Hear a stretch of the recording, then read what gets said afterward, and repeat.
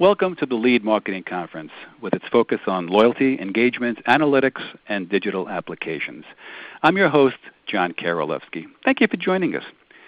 We have 9 presentations today on topics such as digital marketing, shopper behavior, couponing, product sampling, and more.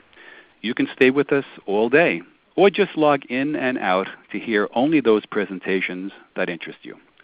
Now, this webinar is interactive. If you have questions, type them in the chat box in the lower left of your screen. We'll answer them along the way and at the end as time allows. And finally, at the end of each program, there will be a 1-question quiz for valuable prizes. The question will be based on the presentation, so pay attention. Our first presentation deals with loyalty marketing, specifically driving customer engagement within your loyalty program. Joining me now is Jeff Berry, Senior Director of Research and Development at LoyaltyOne.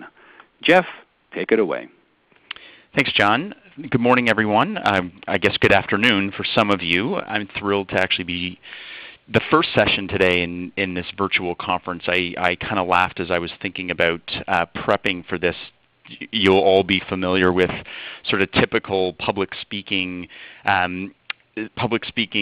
advice centered around picture your audience in their underwear. I guess in this virtual conference, it actually is entirely possible that people are in their underwear right now. Hopefully not that many of you. So let's get started. Part of what I wanted to share with you today is really centered around this idea of how to actually optimize your loyalty program to create deep, meaningful customer engagement. I think more and more today what we're seeing is loyalty as a word is actually taken on a bit of a bad connotation within many organizations. Oftentimes it's associated strictly with a company's loyalty program, which for any CFO in the room feels like a lot of cost and liability associated with the program, not necessarily understanding what the ongoing long-term benefits are of that. As we at LoyaltyOne think about loyalty programs, we really are making a move to defining loyalty as being much more a customer-centric platform, the ability to actually leverage your program to optimize decisions across your organization, everything from what you're doing within your marketing department through to how you're creating customer experience, how you make merchandising and pricing and promo decisions, to how you're actually laying out your store. And clearly a loyalty program with its underlying data asset is an elegant solution to actually deliver all of that for an organization. And so as we think about how loyalty programs are evolving and the benefit of a loyalty program, your ROI is actually driven much more out of how you're engaging consumers across your organization, not strictly within your loyalty program as a marketing tactic. So before we get too deep into the content, what I thought I would do just for context setting is have each of you respond to an opening question just to give me a sense for how you're oriented today. So the question is, which of the following scenarios approximates how you allocate your resources? Are you focused more heavily on acquisition, or are you focused in on the retention side as it relates to how you spend against customers? So I'll give everyone a minute to respond to that.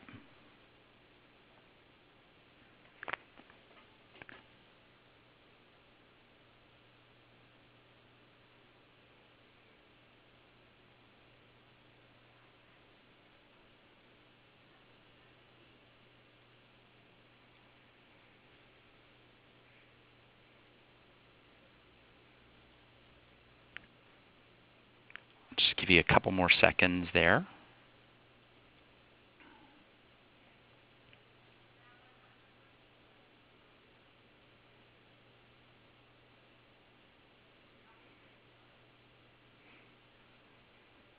Great. So I'm going to cut that off. So interesting, certainly some different results across the board. I actually asked this question at a number of different conferences that I attend, and generally see more polarization. Lots of people who are focused strictly on retention and lots that are focused strictly on acquisition. So clearly the group today is varied in terms of your responses to this.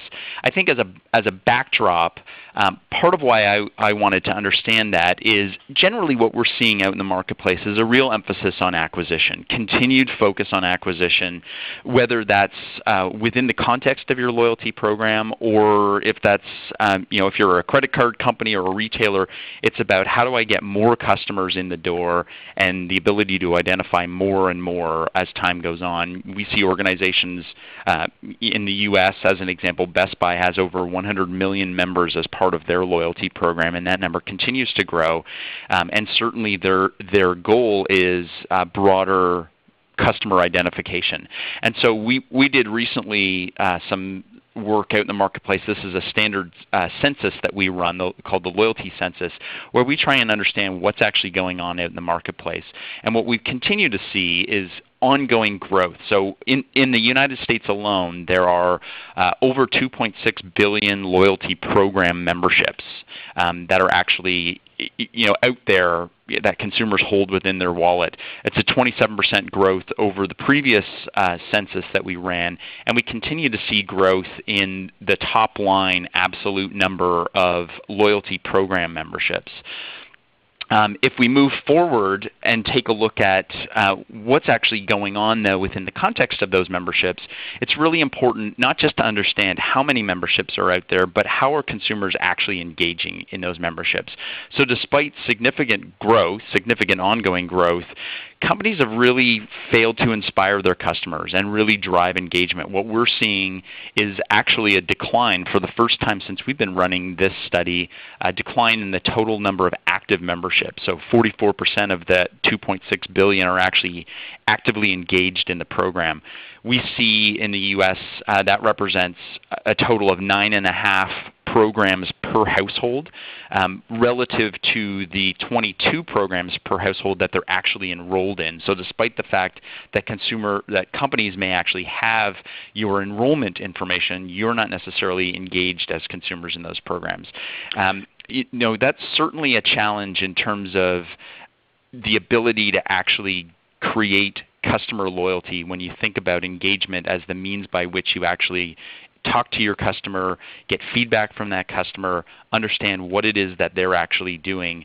And so this, the failure to actually engage the customer is really driving this ongoing decline, which we think has real long-term impact in your ability to actually be successful as an organization.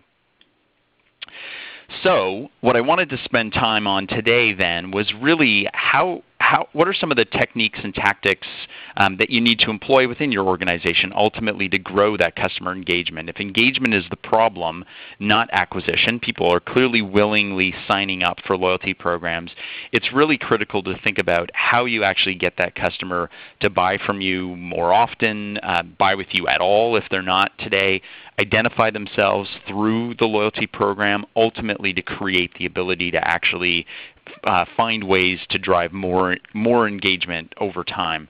So although growth will always be important and companies will continue to want to grow their total active customer base, it really shouldn't be done at the expense of consumer engagement, because ultimately it's consumer engagement that creates the ability to actually drive true customer loyalty. Unless you see that customer on an ongoing basis, unless they're providing you with information, whether that's directly about themselves or through their transaction behavior, the only way that true customer loyalty can actually be derived is when you have a consumer's attention, when you actually have some sort of focus from them. And really, when we think about customer loyalty, that's ultimately the willingness of a consumer to buy from you despite viable alternatives. So that's things like a consumer turning left across traffic to fill up their gas tank because they value the fuel retailer more than the one that's on the right-hand corner. That's buying from you despite pricing pressures from other organizations. It's buying from you despite occasional bad experiences, because what you've done through consumer customer engagement is actually create the ongoing ability to talk to them and create a deeper, meaningful experience for them that ultimately results in that true customer loyalty. So let's talk about these three different elements. I'll certainly start in order, but part of where we're seeing the real focus needing to be in terms of driving that customer engagement is first the ability to actually target unmet needs, those needs that consumers have that are currently not being fulfilled by you, frankly, or by other providers. Next is really this idea then of how to actually make your message relevant to them. We hear lots about consumer relevance, and certainly most of you will be reading about relevance out in the marketplace. But what we're really focused in on is how are you actually driving contextual relevance for consumers? How are you actually making the marketing message, right time, right message, right person, really pay off for that customer? And that is ultimately what relevance is about. And then, at the end of the day, once you've identified those things through your customer data, how are you actually creating the right focus on execution in order to pay that off? It's one thing to have a deep strategy, but if you can't deliver against that, clearly there are challenges. So let's focus in first on targeting unmet needs. What does that ultimately mean? Certainly, if you think about the context of your loyalty program and you've structured your program appropriately to be able to act as the unique identifier of each of your consumers, which is really one of the ultimate elegant benefits of the loyalty program is it's a single view of that customer across all of their activity if you've structured your program correctly.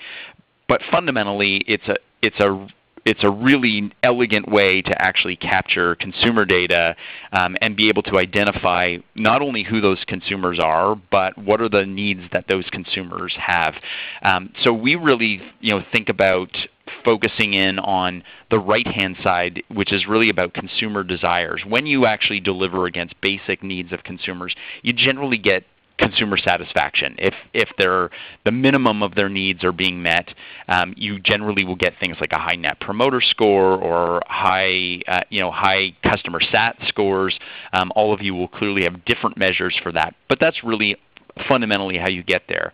Where you drive real commitment is where you can press beyond their needs and actually start to appeal to their desires. Now, fundamentally, if you try and do that across your entire customer base, you'll absolutely split your resources in a way where you're actually not paying off for your best and next best customers. And we see that all the time in loyalty programs where organizations actually have their best customers subsidizing their worst customers, which is really ultimately the worst place to be because you've now stripped value out of those customers that you're trying to acquire, attract, and retain and grow their spend at the expense of those that really aren't that committed to begin with. So it's important to think about how you're actually leveraging your program data to understand the desires of your consumer, ultimately through the identification of them, but there's myriad insights to be had through their behavior data. What are they actually buying from you? How are they shopping through your locations? What are the things that you know about them based on demographic information or supplemented with attitudinal type information that ultimately create a holistic picture of who that customer is? We often, as organizations, don't connect the behavior-based data along with the more descriptive data of a consumer, and that has limitations. So clearly think about your loyalty program as a mechanism by which you can do that. I thought I'd share a case study with you to give you a sense for a client that we worked with and how they actually went about doing this. This is a grocery chain. They had realized in one of their locations in particular that meat sales were actually really low, much lower than would ordinarily be anticipated.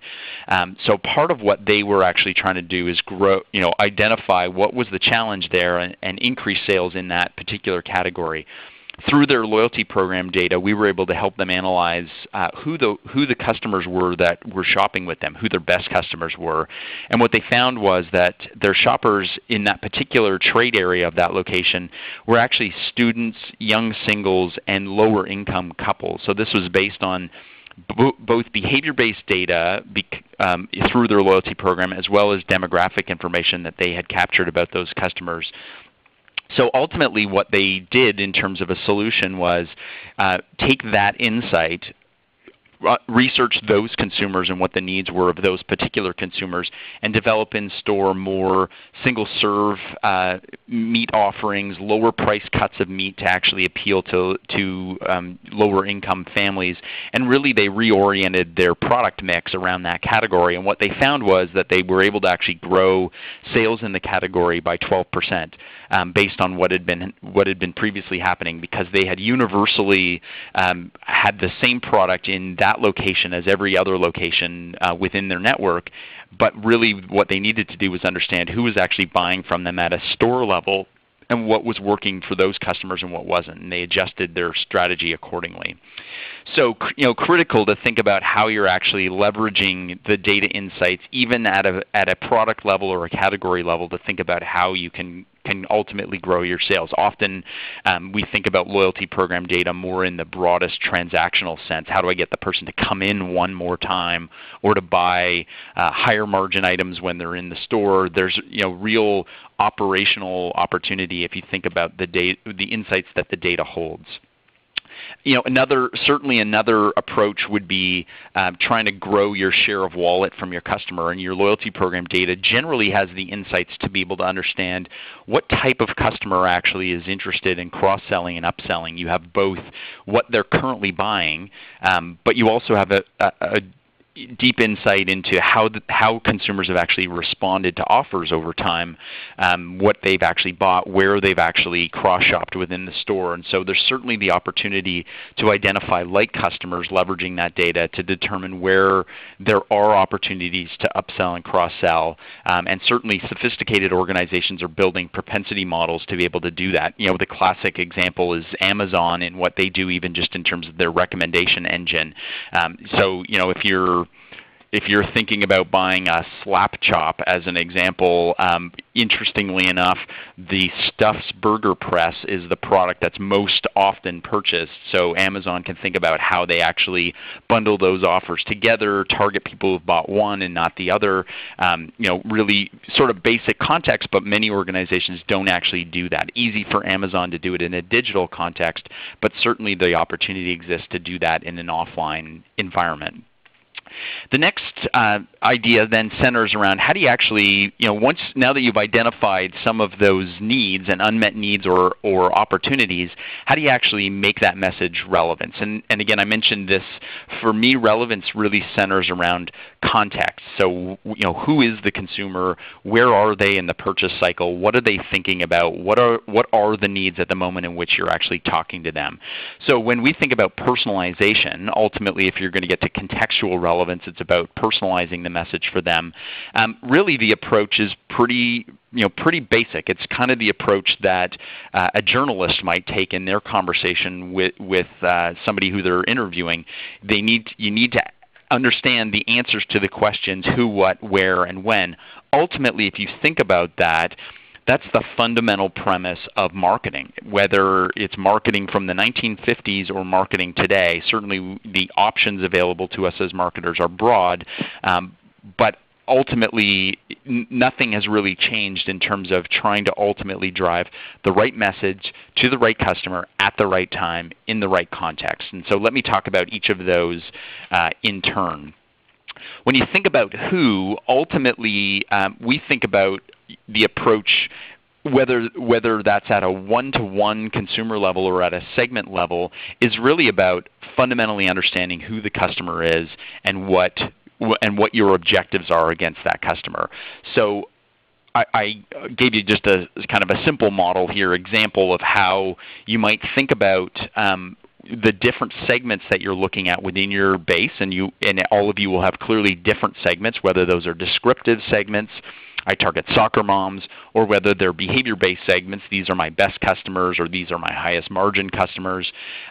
Certainly thinking about what objective you're actually trying to drive at the segment level is critical in terms of how you orient the kind of message that you ultimately wanted to deliver them. So generally speaking, we see organizations focusing in their objective setting on broad-based objectives. We want to grow sales by 2%. We want to improve our margin by 4%. Things of that nature. We really think around objective setting, the goal should ultimately be what behaviors are you actually trying to affect. So rather than think about broad-based objectives around revenue growth, what within each of the segments are you trying to actually get them to do differently? Do you want them to come in one more time? Do you want them to buy in different areas of your store? How are you actually thinking about those customers? And it's important to think about it at that level so that you can really start to tailor the right kind of message for them. So think what behaviors are important and what do I actually need to get them to change. Ultimately, the goal of any marketing initiative would be to profitably change consumer behavior. That implies you understand what behavior they're demonstrating today. It also implies that you have a handle on what it is that you're trying to get them to accomplish clearly. So we're really focused in on helping organizations actually move from traditional, although not necessarily traditional, but traditional dialogue marketing. How do I create this one-to-one relationship to what we call trialogue marketing? And it's really the recognition that you as companies are bombarding consumers with various messages and trying to engage them, but understanding that they're also communicating with each other in a pretty meaningful way, a way that actually drives their decision often to buy from you. So we're seeing word of mouth is actually a real relevance indicator where you can create a connection with the consumer where they subsequently go on to talk about you really is actually one of the strongest measures of consumer engagement. The fact that they're willing to talk about you to others is a strong indicator of success. Even if that sentiment is negative. We did some research recently, a study where we did research and paired that with actual behavior-based data centered in and around negative word of mouth. And we found that even consumers who actually spoke negatively about your brand actually had the ability to come back to you in a real meaningful way. And in fact, because they were talking about you in a negative context, it was generally because they were highly engaged with you and you did something to disappoint them, but recovery on that actually created the best opportunity to create deeper, meaningful engagement. So fundamentally what we talk about as an organization is how do you actually identify those word-of-mouth champions? We call them champions.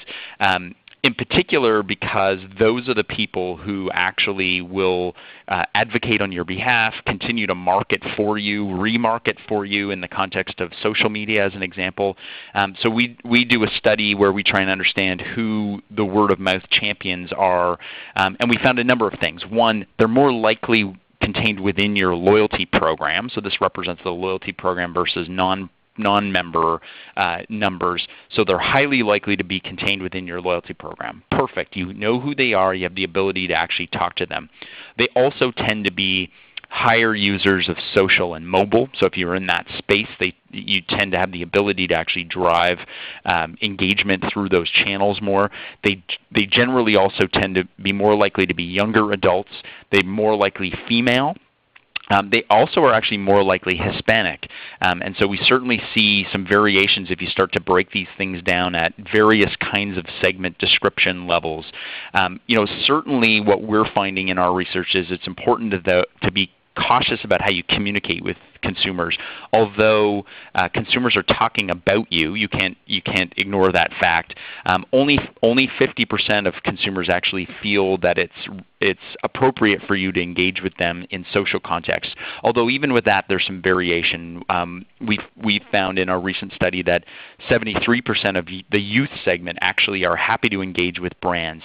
So it's important then, even as it relates to how you engage in social media, if that's what you're trying to leverage in terms of the communication method, to think about the segments and your various segments and how you're engaging with them, because applying a universal 50% of consumers don't want to hear from you in that channel may not be entirely true depending on who your the segment that you're going after. So next then centers in and around, what ultimately are you actually trying to deliver for that consumer? As I said, loyalty data is clearly an elegant way to actually understand where consumers are in the buying continuum. Traditionally, when you think about how you're actually communicating with your customers, you generally do lots of mass type media in the awareness and trial and identification stage of a consumer's purchase decision. And then you start to actually leverage loyalty data or customer data when you've got them in the door. We're seeing some really interesting things happen out in the marketplace where companies are actually trying to shift so that they can get visibility into consumers all the way through that purchase cycle, not just at the point at which you actually have them buying from you. So we see, as an example, Tesco, a UK grocer, is actually testing a sampling kiosk. So they've taken the labor-intensive people who are actually handing out samples within the store, and they've turned it into a kiosk that requires consumers to actually swipe their loyalty card in order to actually get the product itself to be tested. So they serve up a sample of some kind of a food or something. Great insight there insofar as it starts to help Tesco then identify consumers at the trial phase where they're thinking about a different product, gives them the opportunity to market to those people, all connected in ultimately to that unique single identifier. So again, I'll go back to this idea of really fundamentally the data that you should be leveraging in order to personalize. You can clearly personalize everything today. So if you think about an email campaign, every element of that ultimately could be personalized. But at the end of the day, you need to go back to this idea of what is the behavior that I'm ultimately trying to affect, and what are the best places to do that.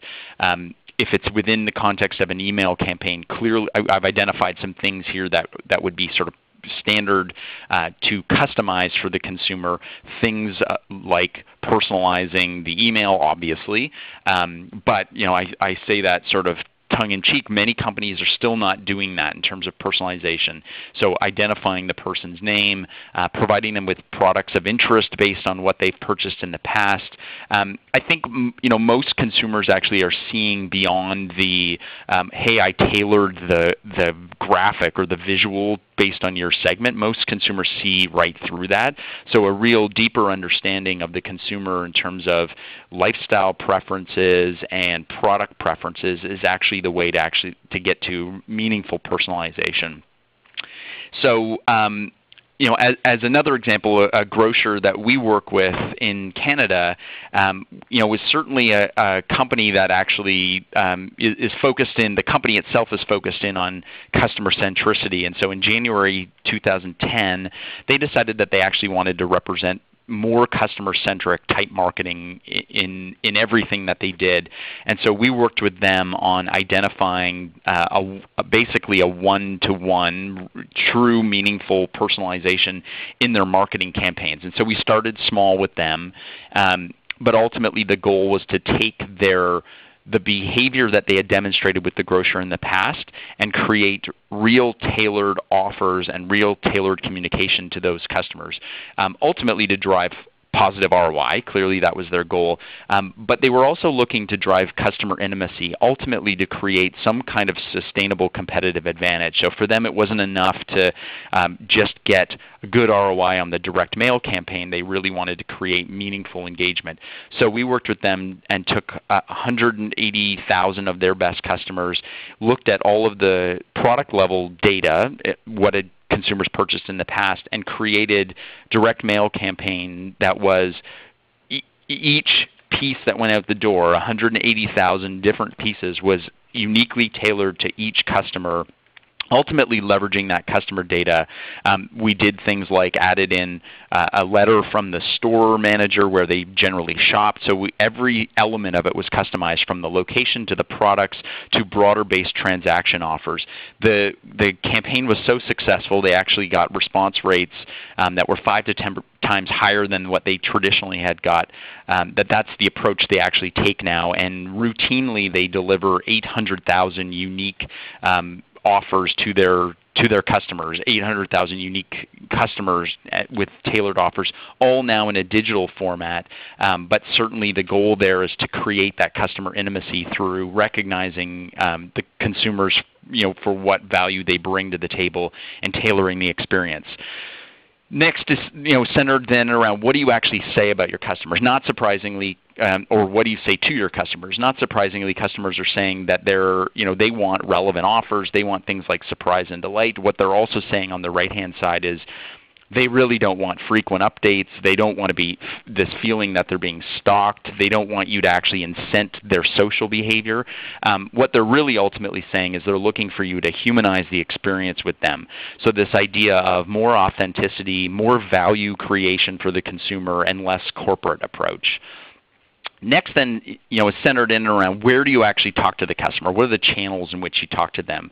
We're seeing, certainly a rise of mobile and social. Not surprisingly, they're growing, but not at the expense, frankly, of other more traditional channels. So it's important then to think about how, in a multi-channel approach, you're actually delivering meaningful experience. Now, multi-channel doesn't actually mean that you have to be everything to everybody in all channels, but what it does mean is that consistency is key.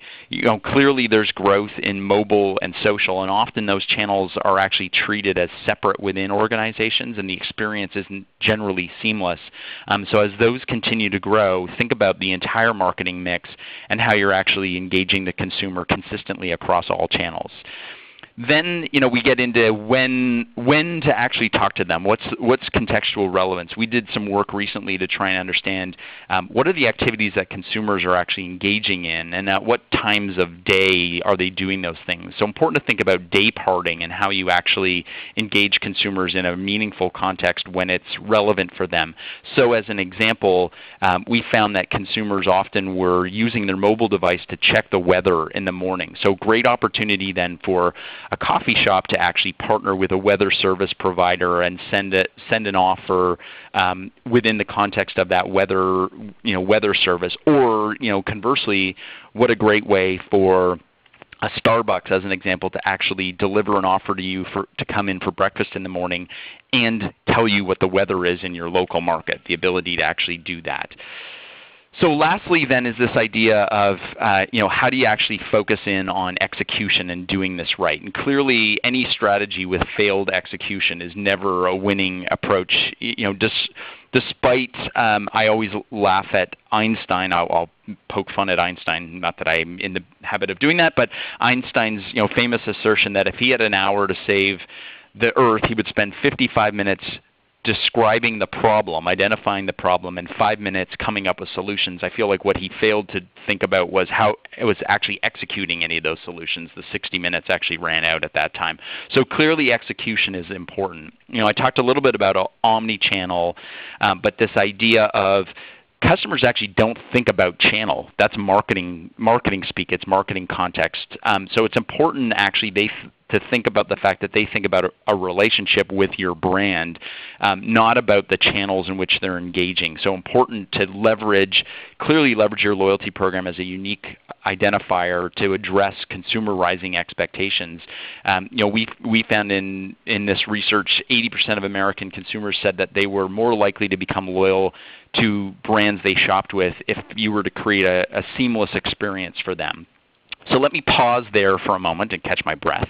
I'm almost up at time, but only have a couple of things to get to. Let me get you to respond to this survey question. To what extent have you developed an omni-channel approach to your customer experience? And I'll give you 30 seconds to respond to that.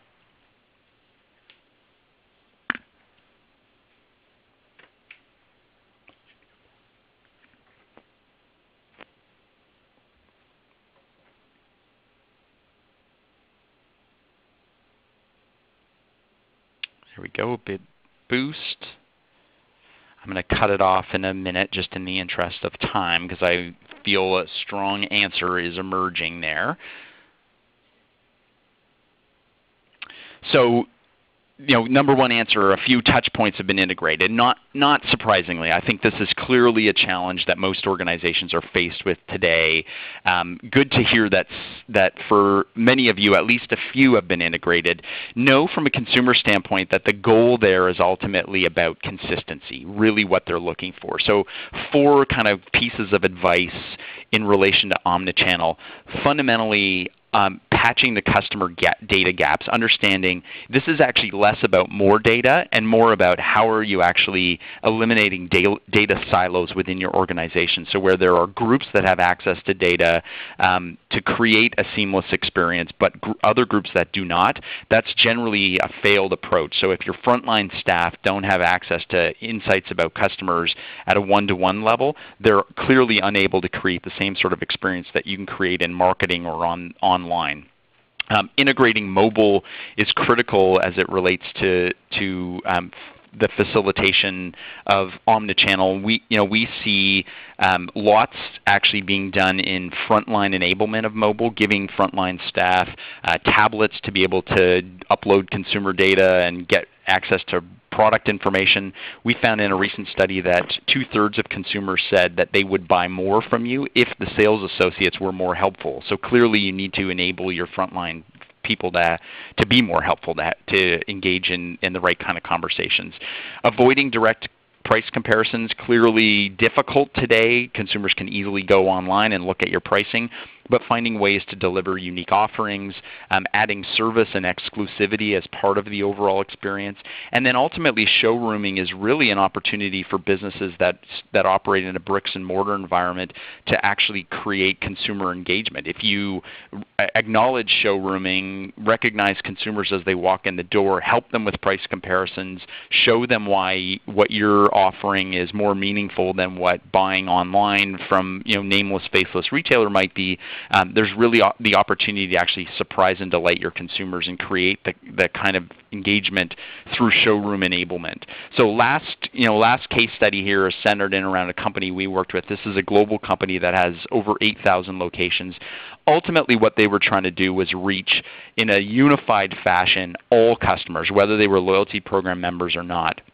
The challenge that they had within their organization was that both at the individual location level, but the sales associate level, they have a sales channel that works with different kinds of partners, were really data silos. They actually had deep, meaningful insights about consumers that they weren't centralizing. And so the goal for this organization was actually to create a single unified CRM solution to improve customer loyalty ultimately over time. So without the ability to actually identify all of the touch points and all of the interactions that a consumer has, they were really limited in terms of their ability to actually understand a single consumer and what that consumer represented to them. So they focused in over it was a massive project, but over a 3-year period, built out this CRM solution and ultimately, delivered a multi-million-dollar 5-year net present value to the organization through more meaningful member acquisition, higher spend lift, and attrition reductions. So all of that said, let me just draw back to sort of the core messages here centered in and around how are you actually as an organization thinking about taking the conversation to your consumers from being very short-term transaction focused to building long-term relationships. Important to think in that regard. Ultimately, consumer engagement happens with deeper consumer understanding, and your loyalty program actually should underpin that. It's a great elegant, I've said that a few times, elegant solution to really understand consumers in a unique way across their experience with you, recognizing that different segments are different, shockingly, and how you actually interact with them has a direct impact on their ability to or their willingness to buy from you over time. And as you continue down the omni-channel journey, don't worry less about channel, and think more about how are you creating a consistent, seamless experience. Ultimately, your loyalty program should actually be used as a platform to really drive meaningful customer engagement across your organization, not strictly within your your marketing department. And really, with customer engagement, if you can create the right kind of customer engagement, you actually have the opportunity to create true customer loyalty, which is that idea of buying from you in the face of real viable alternatives. So I hope this was helpful for you. I will pause for a moment. I think we probably have a moment for questions. John, yes, we do have one question and we do have one moment. Question is, do you have any insights as to the right quantity of offers to deliver to a customer in one marketing effort, direct mail or otherwise? Is there a too much level? Yeah, great question. We've found clearly it will depend on the category, but we all use grocery as the example because that tends to be the one where grocers provide far too many offers. We found that the magic number is between 10 and 12, where you get both enough engagement from a readership perspective if you're only delivering one. If it's not entirely relevant to them, they're dismissive of your brand entirely. Over 12 tends to actually be overwhelming in terms of how many hoops you're actually asking the customer to jump through. So between 10 and 12 seems to be that magic number. Clearly it will be a little bit category dependent, but that's a good rule of thumb. Okay, Jeff, thanks. That was outstanding.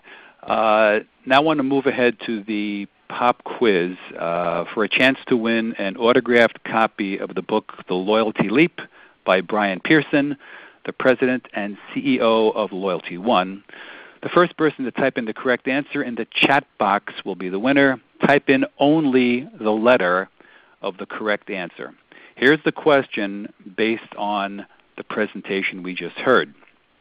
Knowing your customers allows for A, enhanced cross-sell, B, upsell opportunities that meet business objectives, C, none of the above, D, both of the above.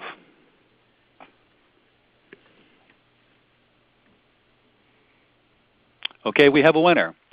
And the answer is, they're coming in fast and furious right now. Let me scroll back to get the correct one right here. The first person with the right answer, and the correct answer is D, both of the above, and the winner is Michael Hugo. So we'll be sending you, Michael, an autographed copy of The Loyalty Leap. So, thank you very much for your attendance. By the way, we have 23 countries represented in this conference.